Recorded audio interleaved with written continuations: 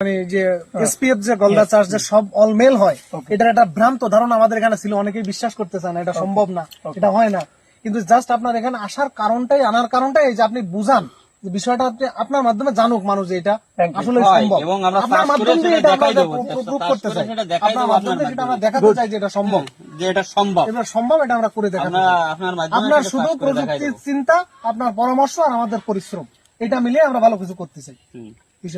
তো দাদা আমি সঠিকভাবে বলবো যে যেটা এসপি ভালো পোনা, এটা আপনারা পাবেন এবং ভালো ফিড, মার্কেটে কিছু ভালো ফিড আছে, আপনারা জানেন যে নাম্বার 1 হচ্ছে অবন্তী, এরকম আরো কিছু কিছু কোয়ালিটি ফিড আছে, ঠিক আছে। তো আমি ওইভাবে স্পেসিফিক ভাবে নাম বলবো না।